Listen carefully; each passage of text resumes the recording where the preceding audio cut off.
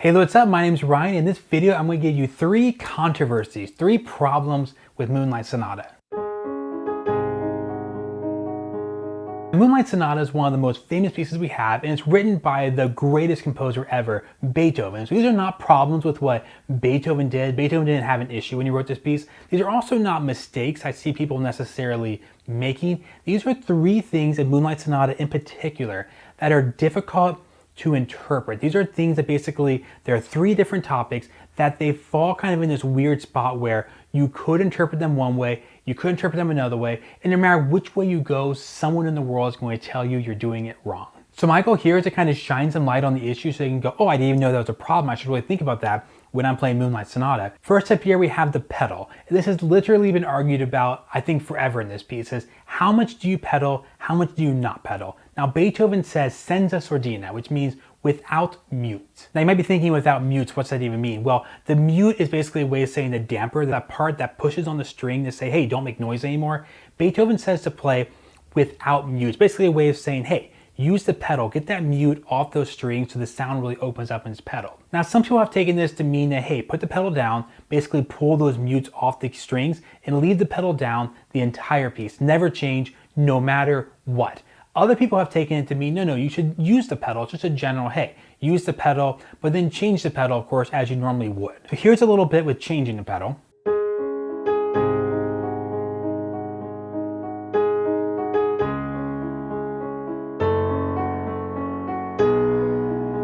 And here's with it all blurred together.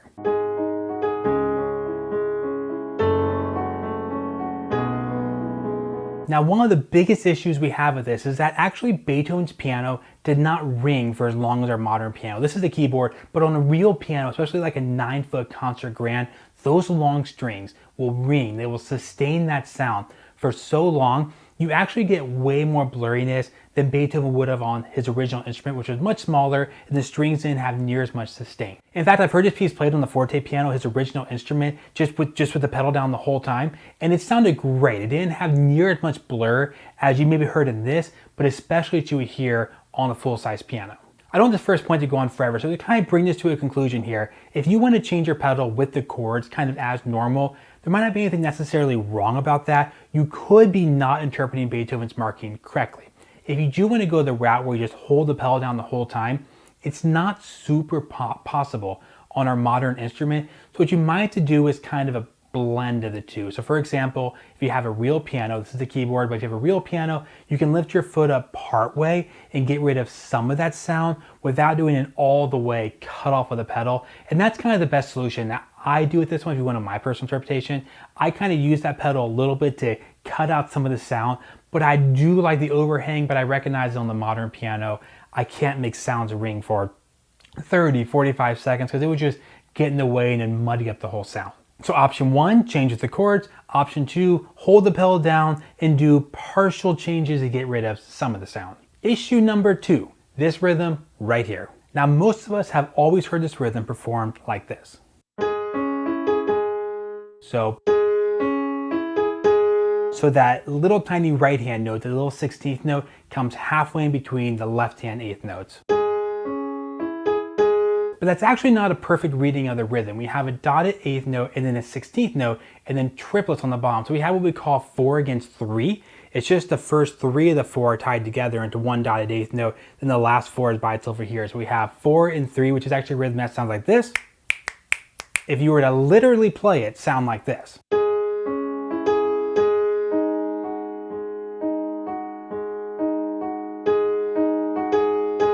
Which sounds super weird, right? So there's actually 2 ways to interpret this, and they are different, but they are both to a certain degree correct. So option A, Beethoven could have written the dot 8th 16th note, but meant you to line up that 16th note with the left hand triplet, which kind of blows people's mind. They're like, what? That's crazy. Well, for one, it sounds crazy in this piece because nobody plays it that way, at least nobody that I know. But it's actually a legitimate interpretation of this piece to line up that last 16th note with the triplet. That was actually a way they would sometimes write this back in the day, because if they didn't do that, they would have had to put like a quarter note and an 8th note with a bracket and a triplet, but the quarter note's actually 2 triple 8th notes. You see that meaning gets complicated. They didn't have that convention yet. So if you played it that way, that rhythm would sound like this.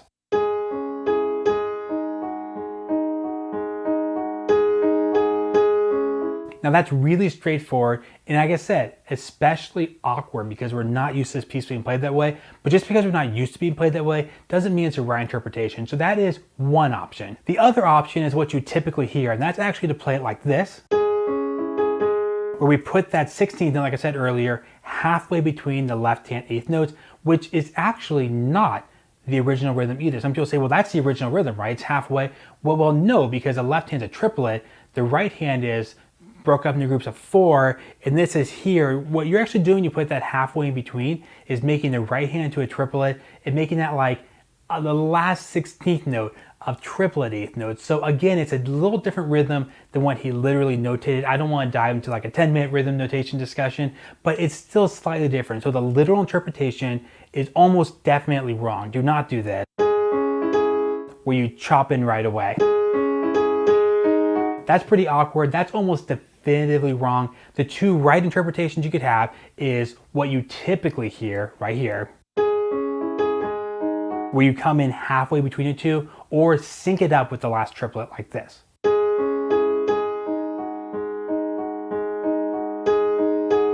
Now the third point's one that I would say a lot of people actually do get definitively wrong. Beethoven says the tempo is adagio sostenuto. Now adagio means slowly, not too slow, but slowly, and sostenuto means sustain. Often when you see those two words together, sustain slowly, for one that could mean the sound sustain, but often it kind of drags the adagio down even a little slower. So it's probably a pretty slow adagio. But the issue is people don't know what to make slow. And what I mean by that is people make the eighth note slow. They go, okay, this is slow. There we go. That's slow. Then they say, okay, I'm going to play this piece slow. And they go, and they think I'm doing it right. I'm playing the eighth note slow. I'm just going to go out and say that is definitively wrong. Not saying you can't play it that way if you want to. I'm just saying that's not what Beethoven would have originally intended. So how do I know that? Well, the reason is the time signature. Beethoven wrote this as eighth notes, but the time signature he gave is cut time, which basically means 2-2, 2 on the top, 2 on the bottom. He's telling you that the half note gets the beat. So he's saying that yes, this piece should feel very slow. It should be a slow piece, but the half note should feel slow. So what that means is when you play this piece, you should not go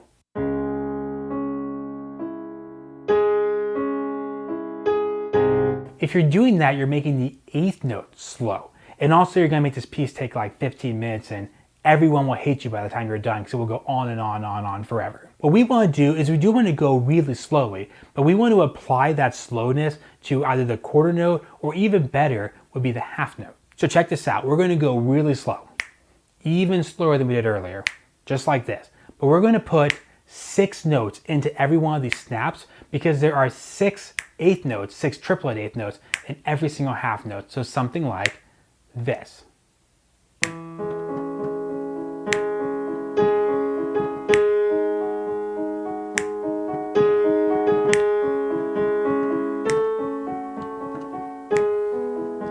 See the difference? It can still feel slow. You can still feel that really slow moving beat, but you're not literally making all the eighth notes slow. You have to ask yourself, how fast did the composer say to play? Adagio sostenuto. And then what note is that speed? So I totally lied to you. I said there's not a right or wrong answer. Then I said, don't go slowly. That's the wrong answer. Yes, going deathly slow is bad, but there is a range of good tempos. You can have someone play it on the slower side of correct or the faster side. It's very debated because it is a slow, beautiful piece. Some people are going to feel like it's more expressive if they play it more like this.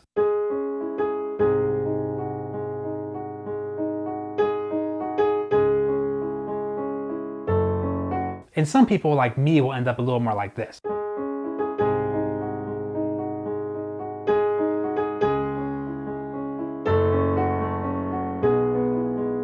So there you have it, 3 issues with Moonlight Sonata. We have the pedal, the weird measure, and how fast overall should it go. Now this should not deter you from playing the piece. Again, the point of this video is to say, here's some knowledge, here's a little bit of the history of these issues. Please, if you want to, delve into these issues even more. They're actually all really fascinating topics. I just didn't want this to become a 45-minute video, but feel free. All 3 of those things are just like topics you can get into and really get into how people would have played music 200 years ago. But now you know some of the common things that people might bring up if you play the piece, how you might hear different people interpret something very different than you, and you kind of know the why behind it now. All right, that's all I have for you today. As always, let me know down in the comments if you have a song or a piece you want me to check out. See you then.